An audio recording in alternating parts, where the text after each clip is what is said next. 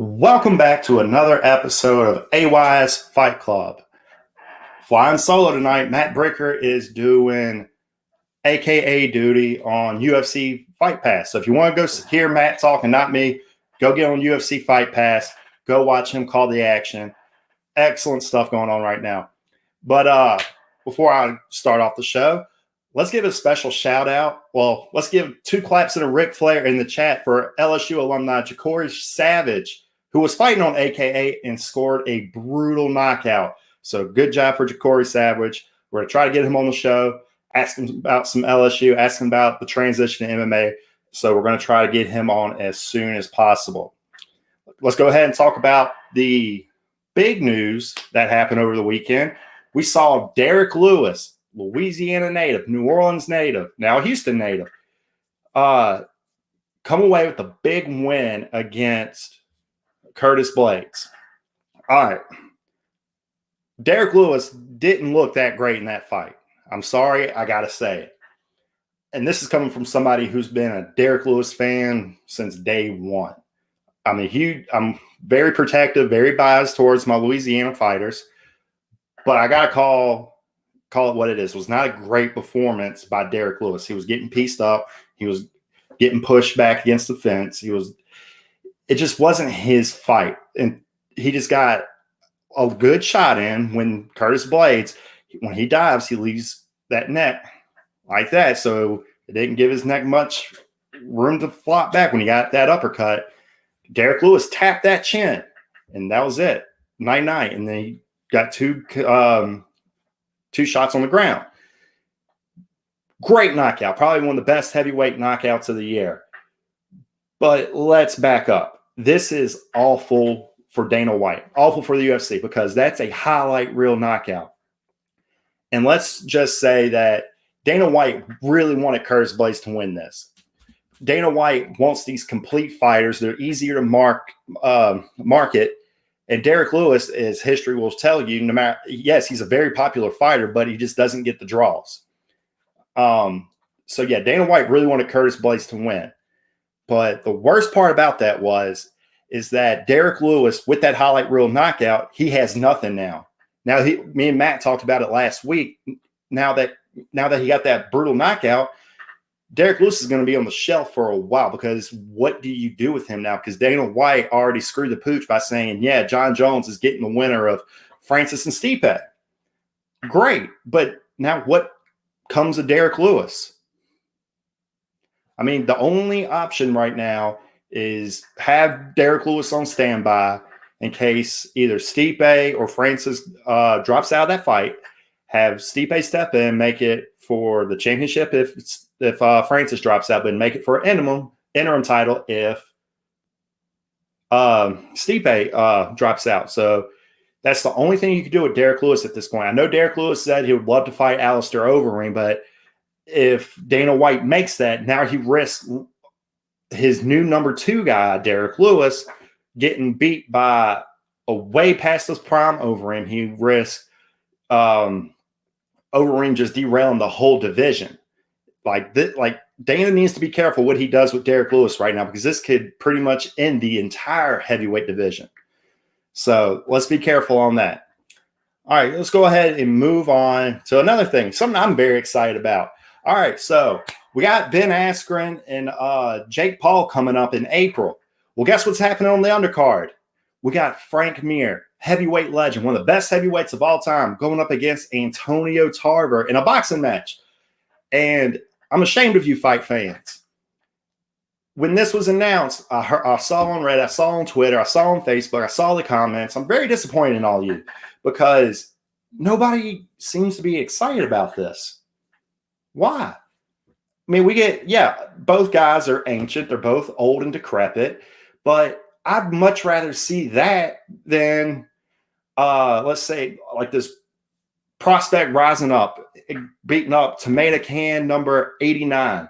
I don't want to see that anymore. That bores me. But these kind of freak show fights between two old past their prime legends, hey, that interests me. It kind of interests you too, whether you like to admit it or not. Go look at the pay-per-view buys of Roy Jones Jr. and Mike Tyson. Everybody bought that. And now people are going to buy Frank Mir versus Antonio Tarver.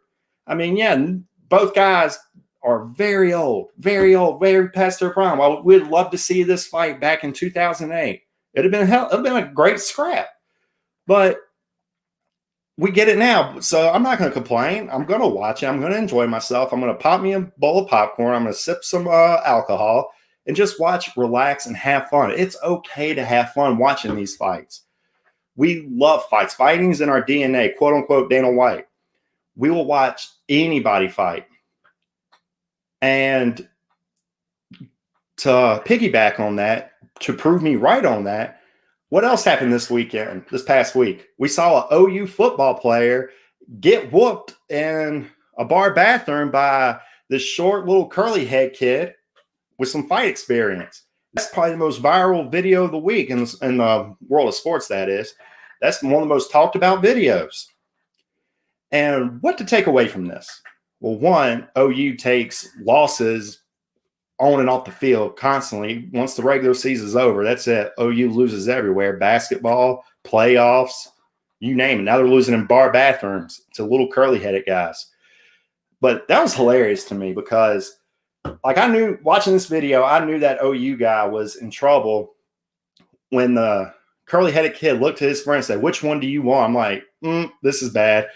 And when he looked at the guy, you could see a little cauliflower ear. That's a takeaway from this. If you see a guy with cauliflower ear, let's not challenge that cauliflower ear guy to a fight because, as you can see, as soon as the fight happened, OU football player gets taken down.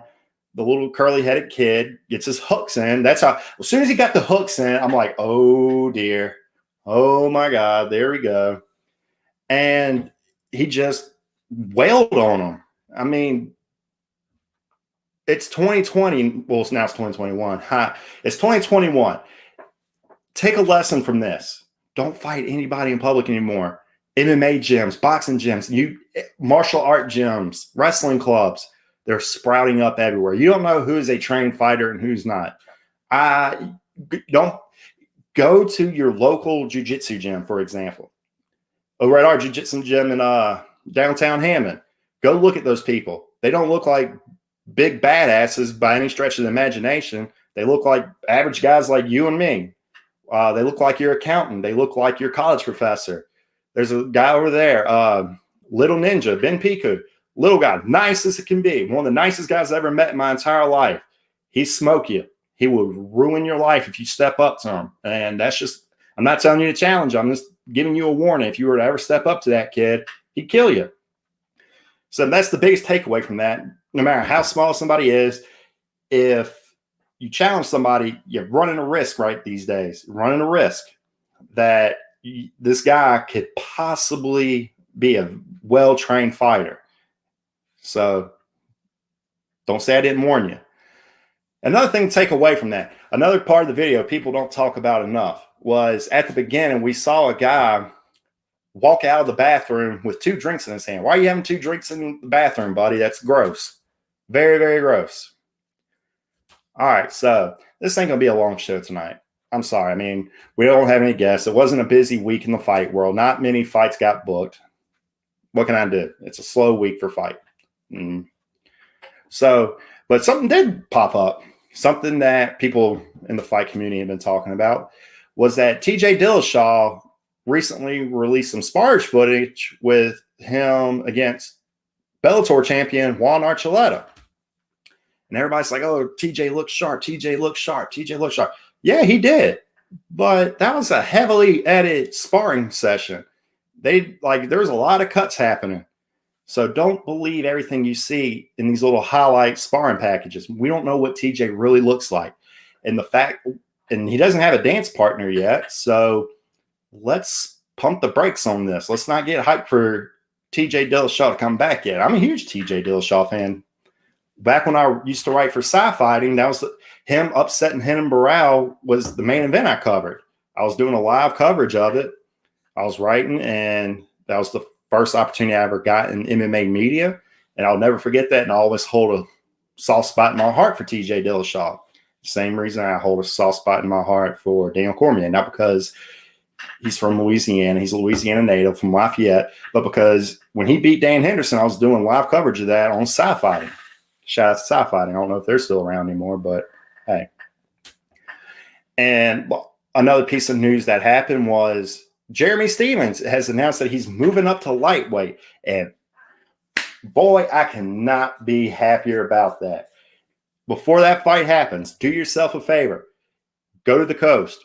Bet the farm on Jermey Stephens. He's fighting Drakkar Close. Yes, Drakkar Close is a bad dude, but I promise you, Jermey Stephens moving up in weight class, history tells you the smaller guy, the knockout artist from the smaller weight class, going up in weight class is a good move.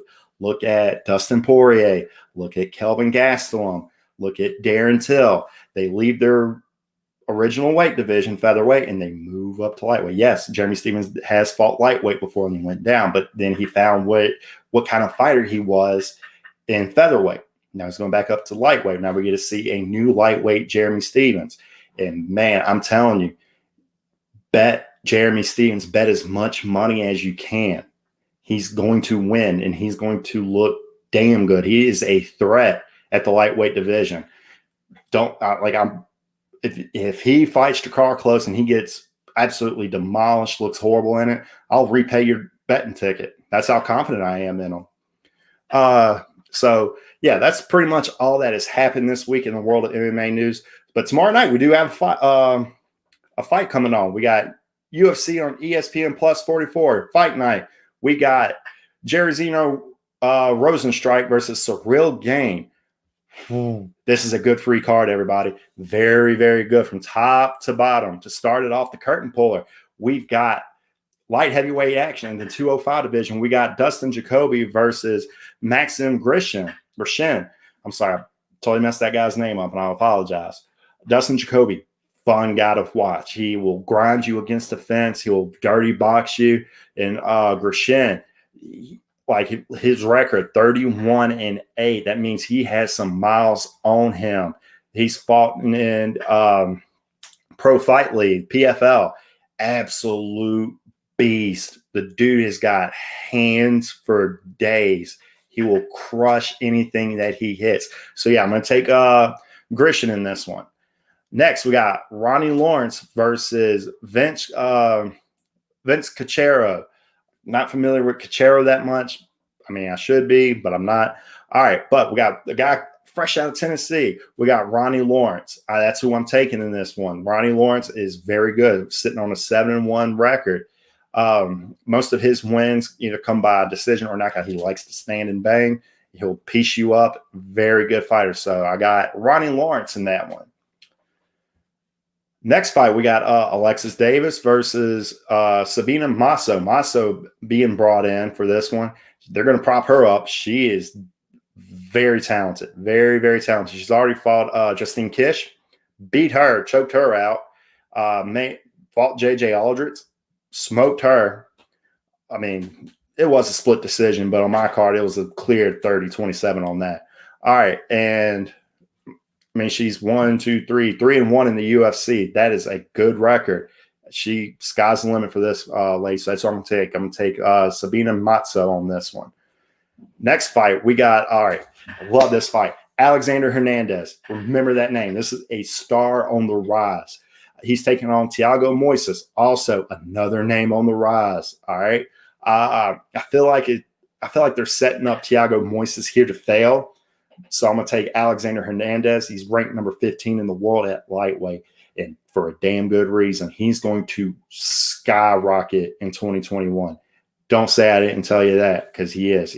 That dude is going to be fighting for a title. I'm going to predict 2022, Alexander Hernandez, title contention. All right, in the 145, we got, at featherweight, we got Alex Caceres versus Kevin Croom. I'm going to take Caceres with the upset on this one. I think Croom is very good. I'll give him that. He's a favorite for a reason. But Alex Caceres has seemed to turn it on lately. So I think that momentum is going to carry over. We're looking at a guy who is, ignore the record. We tell you this all the time. Ignore that record. Caceres is 17-12. the record is a lie. The dude is stupid talented. He's grown up in the UFC.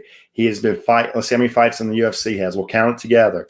All right, let's go. We got 1, 2, 3, 4, 5, 6, 7, 8, 9, 10, 11, 12, 13, 14, 15, 16, 17, 18, 19, 20, 21, 22, 23, 24, 25, 26. 26 fights in the UFC. The dude came in with only about 6 fights under his belt in the UFC. The dude literally grew up in the UFC. All his fights were bangers too. Like when he fought Jermey. This guy's been around so long that he was fighting on Versus. Remember that channel, UFC on Versus? And he also fought on Field TV. Remember UFC on Field TV? Yeah, that's how long he's been around. And Kevin Croom, I'm not, like I said, he's the favorite for a reason. Kevin Croom, like if you don't remember him, he was supposed to fight Roosevelt Roberts, got pulled. But he has some stink to him. I mean, he was from Bellator. He beat Crazy Horse Bennett. Is Crazy Horse Bennett the best fighter in the world? Absolutely not. But the Crazy Horse is, well, now it's felony Charles Bennett, but he'll always be Crazy Horse to me. Crazy Horse he'll fight you and he'll give you a war. So that was also a good. He's also beaten Derrick Minner. He's beaten CJ Hunter. The dude is a badass fighter. So he's a favorite for a reason, but I'm taking Alex Caceres. I'm taking Bruce Leroy. But then again, he shaved the afro. He got rid of it. Might have been a bad move. All right, another fight coming up. I'm excited for this one. The ladies, one of my favorite female fighters. We got Angelina Overkill Hill. Do yourself a favor and follow her on every social media outlet you can. She's a hilarious chick. I love her to death. She's fighting Ashley Yoder. I'm taking Angelina Hill. I stand her from now until eternity. So next, we got bantamweights. We got Pedro Munoz versus Jermey Rivera. Jermey Rivera, remember him? The dude was on a serious tear back in like 2018, 2017. Serious tear. He was in title contention. But now, I mean, he's trying his way over at bantamweight. And we got him up against Pedro Munoz. I'm going to take Pedro in this one. Pedro is a damn good fighter. But hopefully we see Jermey Rivera get his wits back. I want to see him back in title contention. I want to see him win, but I think Munoz just isn't the right competition. It's a right fight, but it's at the wrong time from him. I like to see him have a little bit more fights at bantamweight before we get him. Okay, but I'm getting ahead of myself. That's another conversation for another time. But I'm taking Pedro Munoz. All right, we got next. We got the ladies. We got Montana De La Rosa versus Mayra Bueno Silva. I'm taking Silva in this one. This is one of those fights where Dana White is trying to build somebody up. They're giving them a good, favorable competition. So I'm taking Mayra. That's what I'm taking. I think she's going to win in round 1. I think it's going to be by submission. So that's what we're going to take. All right, co-main event and main event time. These are the 2 fights I'm begging all of you to watch. It's free.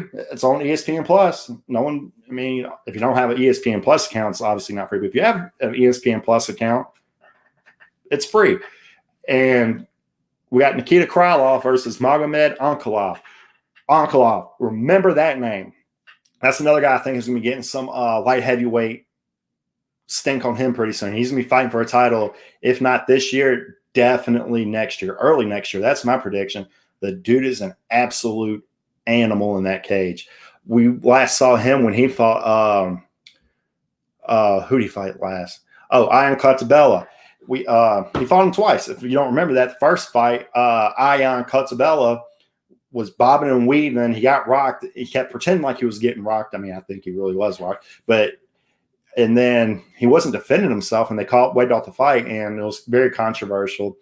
But protect yourself at all times. So they rematched, and then they fought again, and he absolutely beat the dog piss out of Cutabella on that one. So yes, go watch that one. That's gonna be a stupid fun fight. stupid fun. And then the main event, we have Jairzinho Rosenstrike. That's one of Blake's boys. Blake's a Rosenstrike fan versus Cyril Gain. Ooh, I don't know who's taking this one, to be honest with you. I'm leaning Cyril Gain. Both of them are very good kickboxers. Very good. We last saw Rosenstrike get that embarrassing KO against him, against Francis Ngannou. Francis just rushed him, windmilled his punches, and knocked out Rosenstrike. But I'm not going to fault him for that. I mean, Rosenstrike's still elite. So is Cyril Gain. Cyril Gain, if you don't remember him, he whipped Junior Dos Santos, and it was bad whipping. So on this one, I think I'm going to take Rosenstrike. I'm going to take Rosenstrike. I don't feel good. I don't feel confident about this pick. They are both the same fighter, in my opinion, both very elite kickboxing, very similar style. Probably the same style of kickboxing, if I'm not mistaken. So I think they come from like a Dutch kickboxing background. So please go watch those two main events. All right, I said it was going to be a short show tonight. Do yourself a favor. If you have UFC Fight Pass, go watch Matt Bricker call the action. But before I leave you, I'm giving y'all Fight Club members, I'm giving you some homework. You know what you need to do? See that little ticker coming right here? It's coming. Subscribe to the Are You Serious Sports on YouTube page. Go follow it. Follow it. Subscribe and follow it. All right, so that's it for me tonight. Like I said, it's a short show. Next week, we're going to have Matt back on. We're going to talk a lot of fighting. There's going to be some news breaking next week, I've been told. I can't break it. It's not my news to break. It's going to be a good one. I promise you, a lot of people are going to be talking about it. And me and Matt are definitely going to talk about it. I'm going to give you like a little small hint. Just because I love all of you. I'm going to give you a small hint about the news that's possibly breaking next week. If it's not breaking next week, it's definitely going to be breaking the week after next. It's definitely getting broke in the month of March. That I'm 100% sure on. But most likely next week, from what I've been told. I'm going to give you a hint. Whiskey and hot sauce. That's all I'm going to get. That's all I'm going to say. It's not my news to break. Just remember, though, whiskey and hot sauce is your hint about the news that's going to probably break next week. I'm not going to tell you who's going to break it. I've been sworn to secrecy. So don't pester me. Don't slide my DMs. Don't blow up my text messages asking what's fixing to happen.